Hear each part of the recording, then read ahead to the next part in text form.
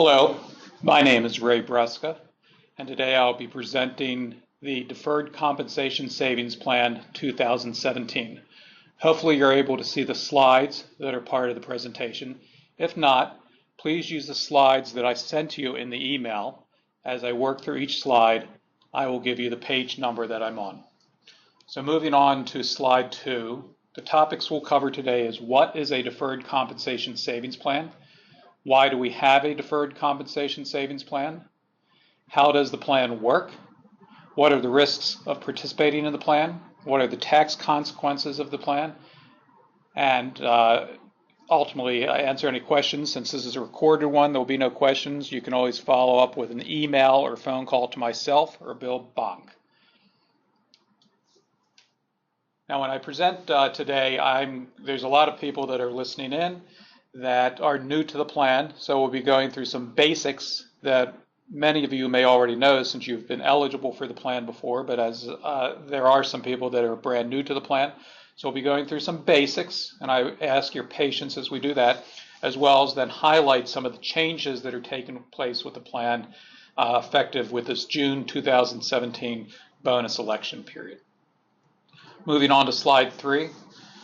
A deferred compensation savings plan is technically what we refer to as a non-qualified deferred compensation plan. Our name for the plan is the Tektronix Industries Deferred Compensation Savings Plan. The term non-qualified refers to the tax code. The 401k plan is a tax qualified.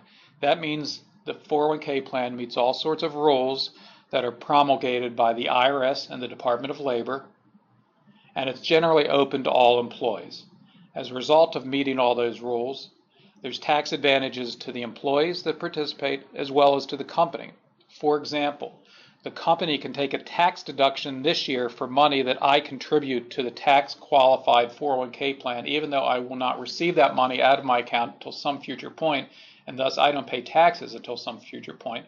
Since the company complies with all the rules for a 401k plan, it's tax qualified.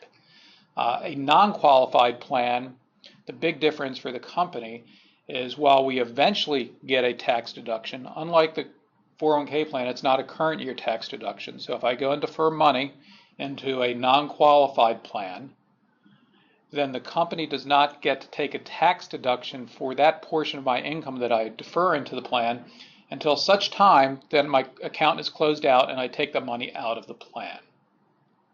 As a non-qualified plan, it's also discriminatory. In terms of eligibility, we limit it to a select group of employees. As you'll note later on, it basically is anybody whose base plus target bonus in aggregate come to at least $225,000 or more. As I go through some examples, you'll understand why that $225,000 figure was selected. So the Deferred Compensation Savings Plan is a non-qualified plan under the IRS code. It's discriminatory. There's only about 80 or so employees within the company that we offer participation to.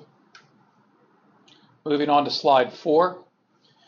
Why do we have it? Well, there's various IRS regulations that limit the amount that employees can put into the 401k plan. First of all, there's a maximum amount of earnings that can be reflected and used in making contributions to a 401k plan. Currently, it's $265,000. That figure is adjusted from time to time. We will know in late 2017 whether that's going up slightly for 2018. But honestly, that $265,000 figure is almost meaningless because there's a much lower figure that comes into play. The other limit with the plan is the $18,000 annual contribution limit.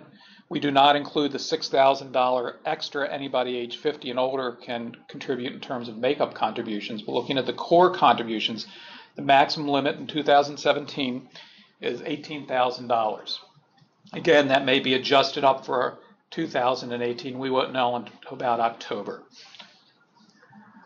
So if you really think about it, the $18,000, when does somebody reach that level? If they're contributing at 8%, and 8% is what we match 50% on the first 8%.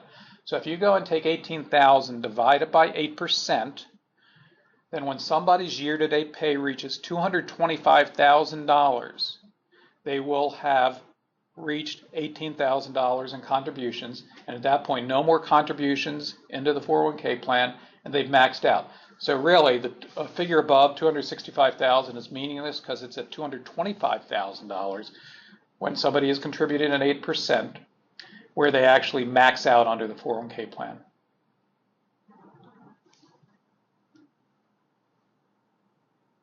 So moving on to slide 5, I want to show you an example of somebody, what they can get into the plan with these IRS limits and what they would be able to do if there were no IRS limits, and that's why we have the supplemental non-qualified plan. So if you look on the right with no limits, suppose somebody's base pay is $200,000 and their bonus is $100,000, so total earnings is $300,000.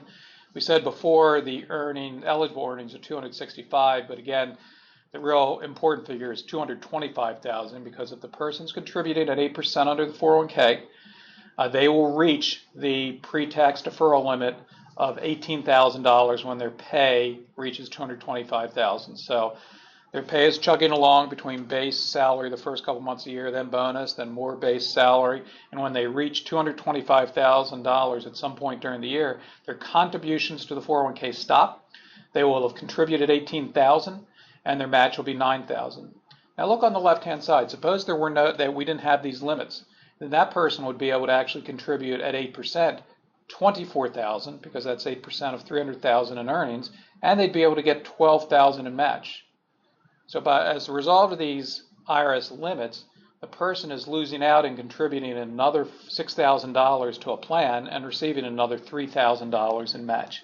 That is why we have this supplemental plan. So when an individual's pay reaches $225,000 and they've maxed out at $18,000 in the 401k and $9,000 match, they can start contributing to the supplemental plan. Moving on to slide 6, how does the DCSP work? Well, it's a separate plan from the 401k plan. If you've been a participant in the past, you've hopefully signed into your account on Transamerican. The first thing it asks you is which plan do you want to view, your main 401k plan or your supplemental plan. So it's a separate plan. Under this plan, you must make elections in the year prior to when the income would otherwise be received, and there's further rules that apply to that. So let's look at for the bonus election period we're in right now. And this election period is for your 2017 bonus that otherwise would be payable in Q1, March of 2018. In order to make a deferral out of your 2017 bonus, the rules put out by the IRS and Department of Labor require that that election to defer any portion of that bonus that's going to be paid in March of 18 be made no later than 6 months before the end of the measurement period.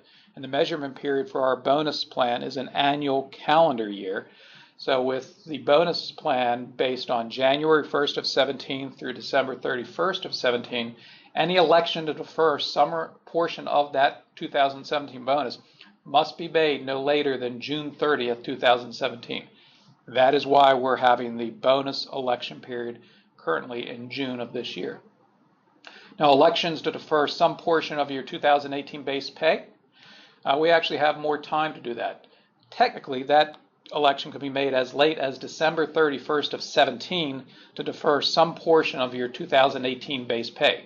However, we need some time to work with those elections and get them into the system. So we actually impose our own deadline of November 30th, 2017. So it's during the month of November of this year that you'll make elections to defer some portion of your base salary in 2018. Now, once you make these elections, you cannot change them. Unlike the 401k where you can turn them on and off at will, these elections cannot be changed, and we cannot alter these deadlines. So if somebody comes to me with a bonus election on July 1st of 2017, we are not going to accept it. If they come to me at 2 minutes past midnight on after June 30th, we are not going to accept it. These are very strict deadlines. We cannot vary from them.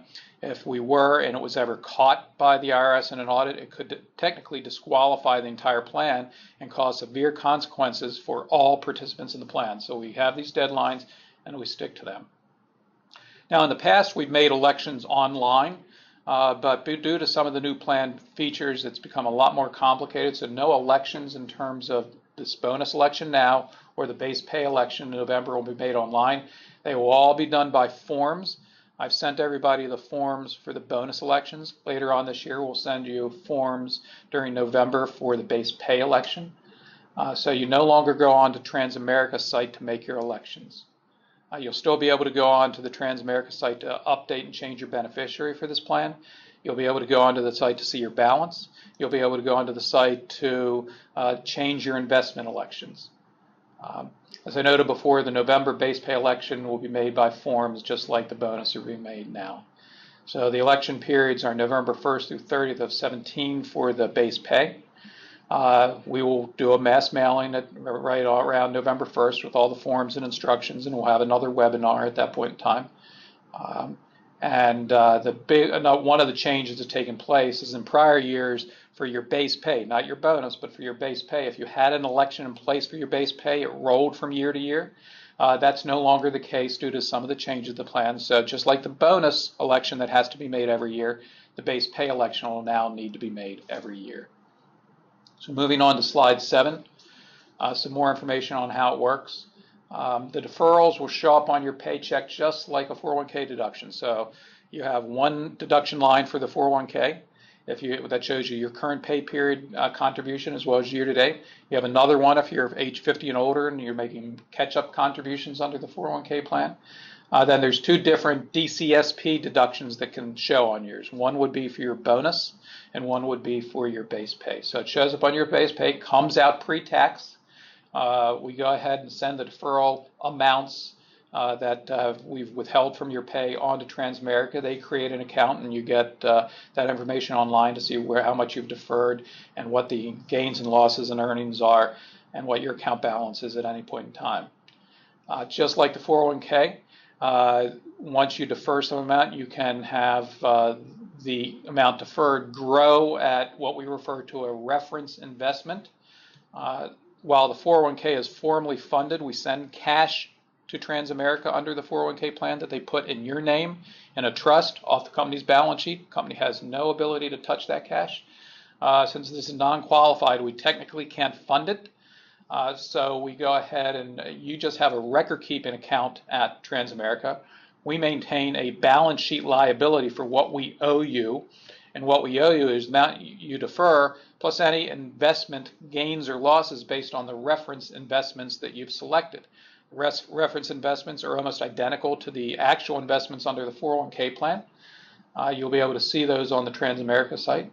So for example, if Ray defers $10,000 under the DCSP, and he says credited at the S&P 500 index rate, and the S&P 500 index goes up 10% this year. At the end of the year, my account balance on Transamerica will be $11,000. Separately, on the company's balance sheet, we now maintain a liability of what we owe Ray upon his eventual distribution from the plan, and it'll be $11,000. Now, separately, the company does do some informal funding. We do take company cash, not employee cash, but company cash, and invest it to match the liabilities. So in my example, the company would have taken $10,000 and in the company's name, not Ray's name, would have invested it in an S&P 500 index fund. So at any point in time, from a balance sheet perspective, the company always has an asset and a liability. They have a liability they owe Ray, and they have an asset that balances out the balance sheet. But we'll talk about who gets, in the event of the insolvency of the company, what happens with both the liability and the asset in a future slide. One of the big differences between a 401k plan and a non-qualified plan, while both allow you to defer income pre-tax, allow you to have investment gains build up pre-tax. Under the 401k, when you eventually close your account, you can roll it over to an IRA and keep it tax-free for a while. You can roll it over to a new employer plan. But with the DCSP, you cannot. So when the money comes out, it's taxable income. It is not rollable to an IRA. It is not rollable to another employer 401k plan. It's not rollable to another employer non-qualified plan. So that's the big difference. You get to defer it, but when it comes out, it's taxable. Moving on to slide 8. As I said, deferrals are held by TTI on our balance sheet and basically I am, and any other participant is, an unsecured general creditor to the company. It's a liability that we owe the employee. It's not formally funded, as I mentioned. No assets are technically set aside, although we do some mirror funding, so we always, from a balance sheet perspective, have an asset to offset the liability. The key is, suppose TTI goes insolvent. Well, then that liability owed to me is an unsecured liability. So I am an unsecured general creditor. And that mirror investment the company had is a general asset and most likely will be seized by secured creditors of the company, which means in the unlikely event of the insolvency of the company, I may lose my account balance. Now that's obviously a risk. We always like to point that out, but that would only come to fruition if the company was insolvent and didn't have assets to pay off all of its debts. And one of the debts is the amounts owed under the supplemental non-qualified plan that we're talking about, the DCSP. Moving on to slide 9, tax consequences. As I said before, from an employee perspective, the deferrals and employer matching contributions are just like the 401k. They don't show up on your W-2 as taxable income, so you avoid state and federal taxes. Just like the 401k, you still owe FICA taxes in the current year. A lot of people aren't aware of that when they defer money into the 401k. While you're avoiding state and federal taxes in the current year, you're only going to pay those when you eventually take the money out of the 401k. You actually are paying Social Security and Medicare taxes on those 401k deferrals in the year that you deferred the money. And the same thing is true with the non-qualified plan. Any earnings that are credited to your account, again, just like the 401k, are not subject to state and federal taxes until the funds are distributed. So from an employee perspective in your paycheck and your current year taxes, the non-qualified plan behaves just like the 401k plan. Moving on to slide 10, what is the eligibility? Well, each year we select a group of employees that are eligible for this plan, and basically we select anybody whose base plus target bonus, when we do the calculation, equals $225,000 more, because those are employees that, if they're contributing at 8%, are going to max out under the 401k. Now, if you're just slightly above $225,000, there's probably not a whole lot you end up contributing to this plan, but if your income is significantly more than that, then this presents a good opportunity to capture match and have some more pre-tax savings that you otherwise cannot have. So the base pay under the DCSP, it used to be, and this is one of the changes with the plan, it used to be you could defer 2% to 50% of your base pay. We have increased that to 90%. We will never have that at 100% under base pay, because you need some of your base pay to still pay the FICA taxes. So we set the maximum limit under base pay at 90%. I've never seen anybody go above 10 or 15%, but in theory you could. But we're never going to let anybody go above 90% for base pay. Now, under that base pay election, again, you're not making this election right now. This election will be made later in the year when we send out the packages at the beginning of November. You have two methods for your base pay. Method 1 applies your election from your first paycheck in January. What that means is if you go with Method 1, and by and large most participants do not, although each year I tend to have one employee that elects Method 1, that'll apply to your first paycheck during the year, but at that point in time you're also contributing to the 401k, which means any deferrals under Method 1 will not be matched until your year-to-date pay reaches $225,000 and you max out under the 401k. That's why most people don't do Method 1, because they're deferring, but they're only deferring if it's matchable. And that's where Method 2 comes in play. And what Method 2 under base pay says is I want to defer X percent, and most people end up at 8% for base pay. But Method 2 doesn't kick in until you max out under the 401k. In other words, when your year-to-date pay reaches $225,000. We track everybody's contributions paycheck by paycheck, and when their pay reaches $225,000, we phase out the 401k and we phase in the base pay election if they've elected Method 2. And again, generally everybody elects Method 2. I'm not telling you to do that, but that's what most people do in order to get the maximum match. Now, in order to maximize your match, you must be at 8% under the 401k plan. Don't be less, don't be more. Each year I have a few employees that say, well, Ray, I'm going to sign up for 10% under the 401k and I'm going to get to 18,000 faster. And I said, okay, if you sign up for 10% under the 401k, remember we only match the first 8%, so you now have taken 20% of your 401k contributions and made them non-matchable, because percent 9 and 10 we don't match. So all of a sudden, instead of getting 9,000 in match, you're getting 7,200 in match on that 18,000. We also have some employees that go at a lower rate, and at that point they're slowing it down, and it's going to take longer for the 401k to max out, which means instead of 225,000, it may be 240, 250. Some of the employees do this when they turn off their 401k for their bonus.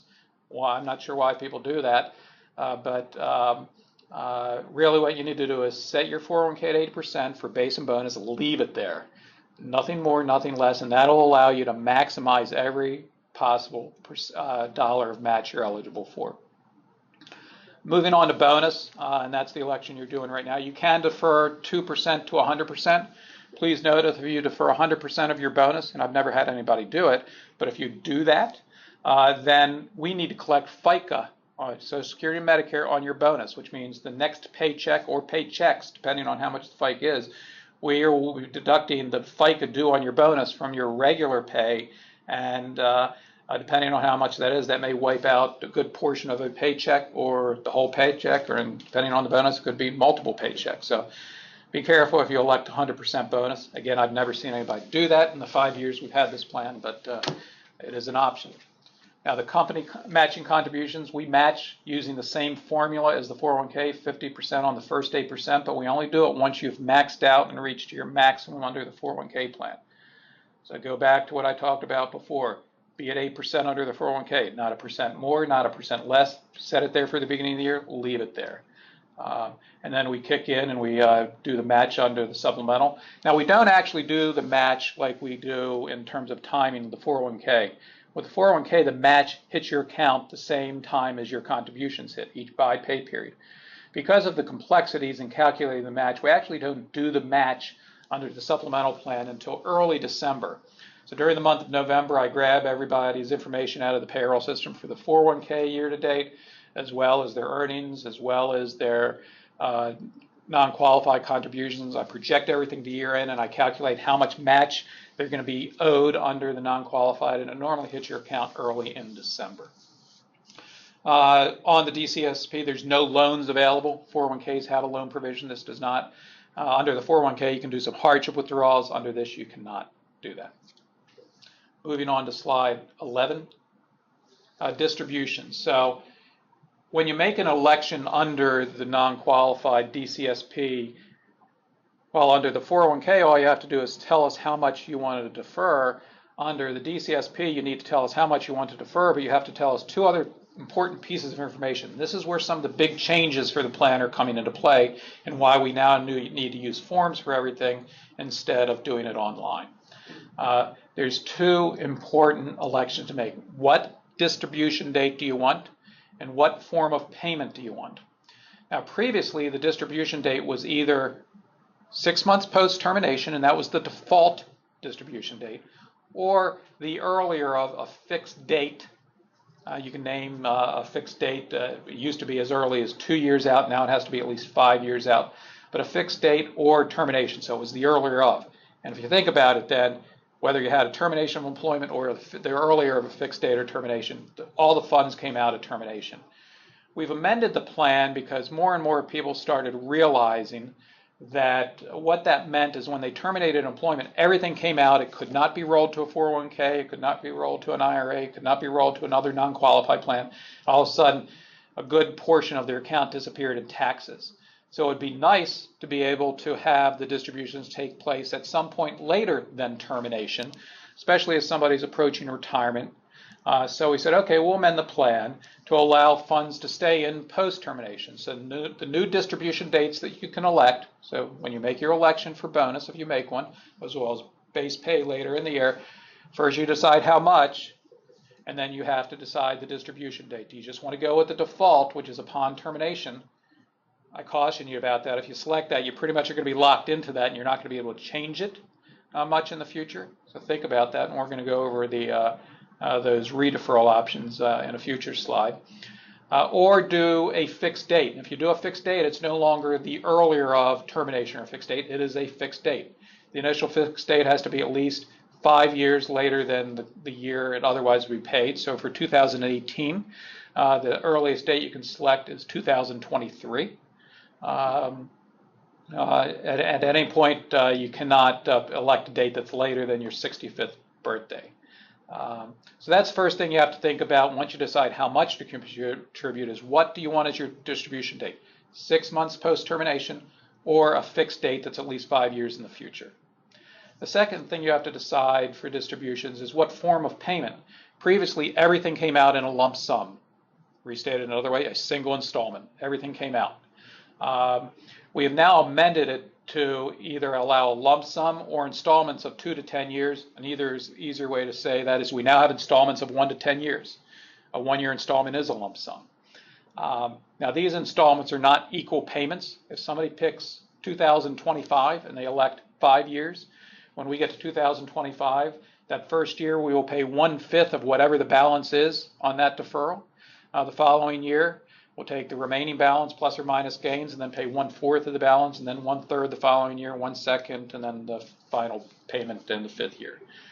So there are 5 installments, although not equal installments.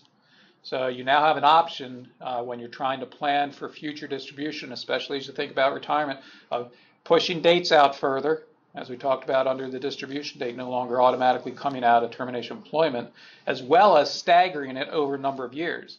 So it's going to take a lot of thought to sit down with all your other income sources for retirement and post-employment and try to think out, okay, when do I want each one of the buckets in this plan? Because each of the different base deferrals and each one of the different bonus deferrals, if you've been in this for multiple years, is a different bucket, and they each can have different dates and they each can have different forms of payment.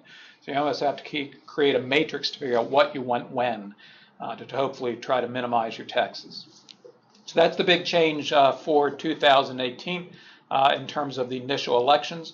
Again, that's why we now have to do this all on forms. It's too complicated to try to program online. Moving on to slide 12.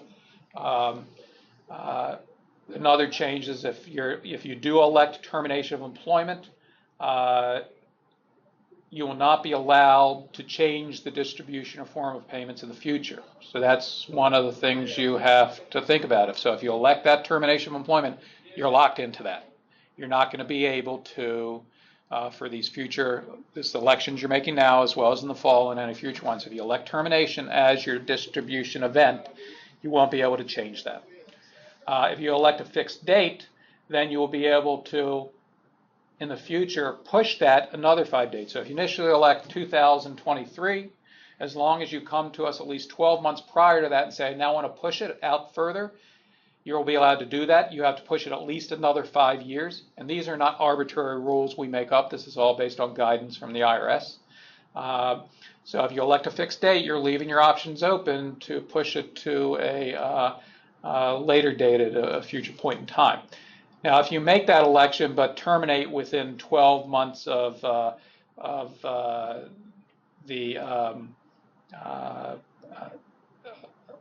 your prior date, then it's null and void. So when you do make that new deferral, you can also change the form of payment. So you got a lot more flexibility with your election if you elect a fixed date versus termination of employment. Moving on to slide 20. Now I want to go through some rules for people that have been in the plan in the past. We are actually applying some of these new rules in terms of distribution dates and forms of payment to your past deferrals. So listen carefully if you have past deferrals. We're not going to accept these elections now for past deferrals. We're going to be coming to you in a month or two for open up the window to start to make those redeferrals, and you can do it from that point to any time in the future. Unlike the bonus elections, which are locked into June of each year, and the base pay elections, which are locked into November each year, you can do a redeferral election at any time. We're not ready to accept redeferrals under the new rules for past deferrals, But again, we'll be doing an email mailing about a month or two with forms and some more information on how to take advantage of these new rules for your past deferral buckets. So you now have this change opportunity for prior deferrals. Previously had this too, but this gives you a lot more flexibility. So if what you can do really depends for your past deferrals if you had elected 6 months post-termination or the earlier of a fixed date or 6 months post-termination. In both cases, you can now elect a new form of payment. So if you redefer any of your past deferrals, you can elect a new form of payment to say, I want to leave it in a lump sum, or I want to change it to 2, 3, 5, 7, 10-year installments. You can also elect a new distribution date. It must be at least 5 years later than the current distribution date. So if you currently have upon termination, 6 months upon termination, your new distribution could be push it to 5 years past termination. Or if you have a fixed date, you can push it 5 years beyond that date. Again, they only take effect 12 months after they are made. That's an IRS rule. Nothing we can do about that. Now, if you do nothing with your current deferrals, whatever elections are in place, stay in place. So those dates will stay in place and the rules will stay in place, which means for current deferrals, if you do nothing to redefer it, everything's coming out at termination of employment, regardless of what you elected. There's a few examples. Moving on to slide 14. Suppose somebody's 50 years old and 17 and they have had elected 6 months after termination of employment.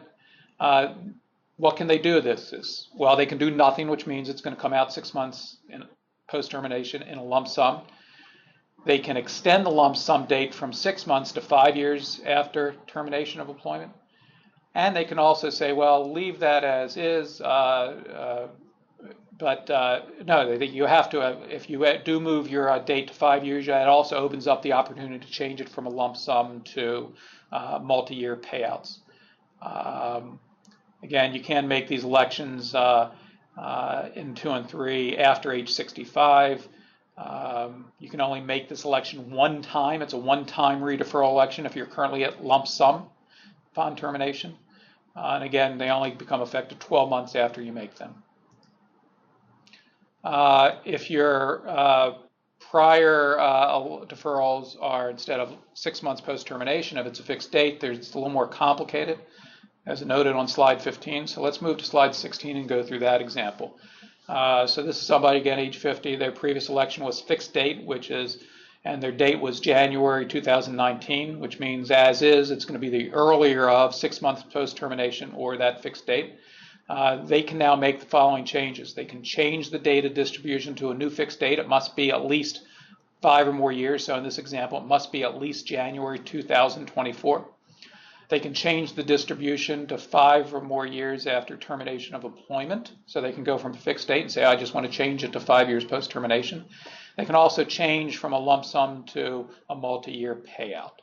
So a lot more, if you've elected on prior deferrals a fixed date, you've got a lot more options in terms of what you want to do with redeferrals and taking advantage of these new provisions. Moving on to slide 17, what should you do with prior deferrals? Well, if you come to me or Bill Bonk, Bill is our Global Director of Benefits, and I'll be talking about him near the end of the presentation. If you come to either one of us and say, can you look at my account and tell me what I should do? And the answer is no, we cannot do that. We don't know your personal financial situation. We don't know what your retirement plans are. We don't know what your outside investments are. You need to pull the information off of your account on Transamerica. You can go to ttiretirement.com, see what the elections are for all your current past deferrals.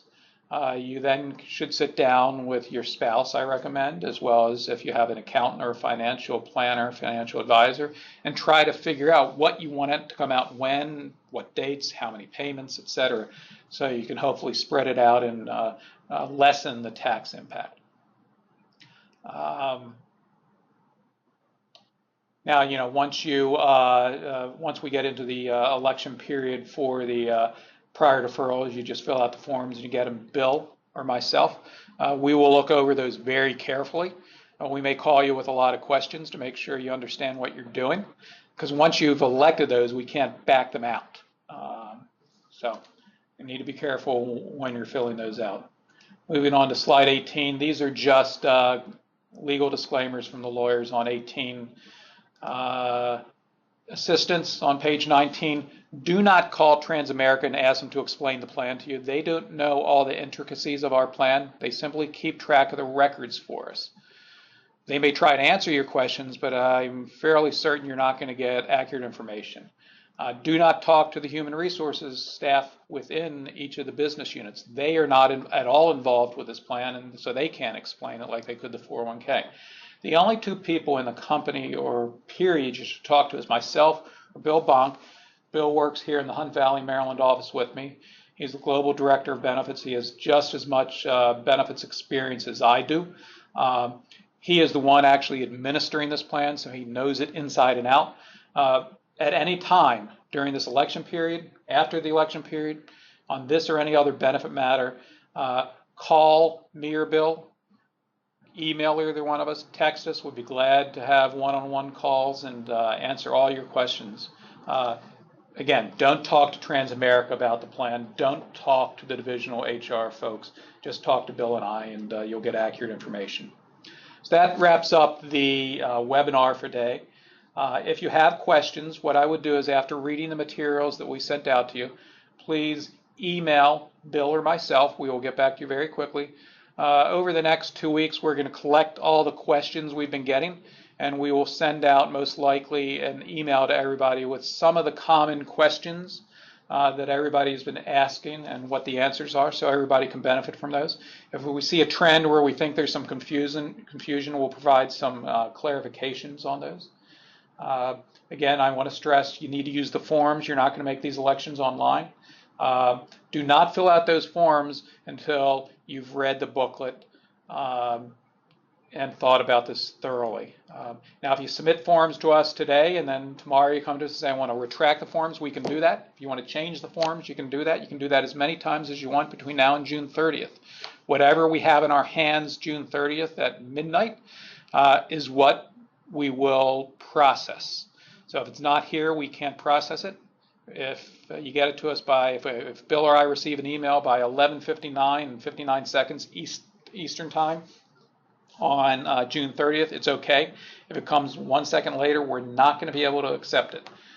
Please don't wait till the last second. If you decide you want to change your mind, you need to also get to us by that point in time.